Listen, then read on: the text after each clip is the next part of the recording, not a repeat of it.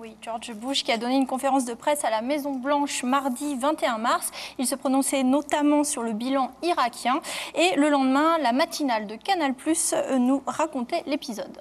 Qui fait trembler les présidents américains depuis plusieurs années? C'est pas moi. Une femme.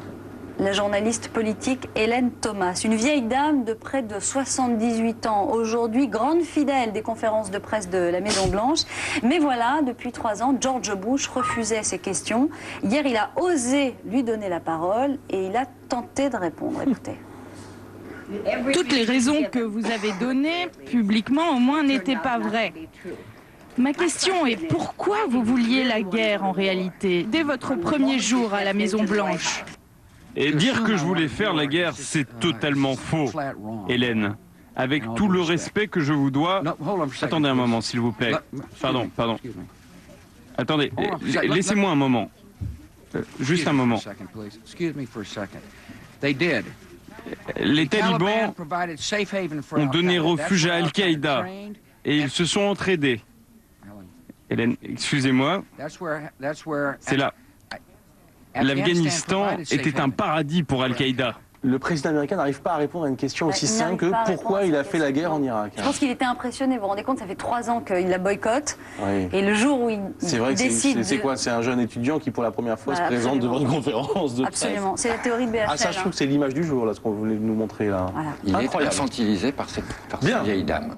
Voilà, vraiment accablant. Et les animateurs de Canal+ sont à juste titre accablés, sauf que quand on regardait l'intégralité de cet échange, notamment sur CNN, on avait une toute autre impression. Toutes les raisons pour faire la guerre que vous avez données, publiquement du moins, n'étaient pas vraies. Ma question est, pourquoi vouliez-vous la guerre dès votre arrivée à la Maison-Blanche? Prétendre que je voulais la guerre est complètement faux, Hélène, avec tout le respect que je vous dois. Attendez une seconde, s'il vous plaît. Pardon. Aucun président ne veut la guerre. C'est ce que vous avez pu entendre, mais c'est tout simplement faux. Ma manière d'envisager la défense de ce pays a changé le 11 septembre 2001. Quand nous étions attaqués, j'ai voulu utiliser tous les moyens mis à ma disposition pour protéger le peuple américain. Notre politique étrangère a changé ce jour-là, Hélène. Nous pensions que nous étions en sécurité, protégés par les océans et par des années de diplomatie.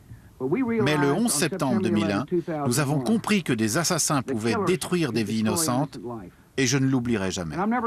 Comme je n'oublierai jamais la promesse que j'ai faite alors aux Américains, que nous ferions tout ce qui est en notre pouvoir pour protéger notre peuple.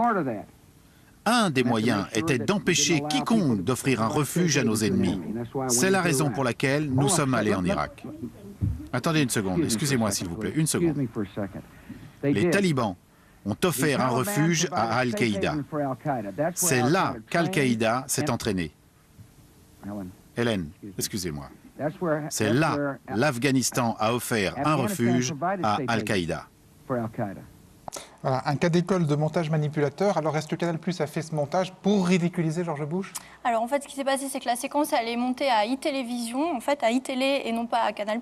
Donc, ça s'est fait la veille, sur la base d'images envoyées par Reuters, l'agence qui elle-même avait quand même donné l'intégralité du dialogue entre donc Hélène Thomas et George Bush.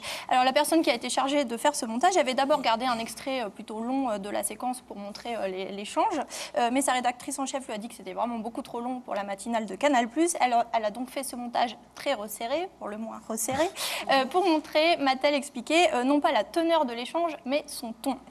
Voilà, et le montage est arrivé tel quel sur le plateau de la matinale de Canal+.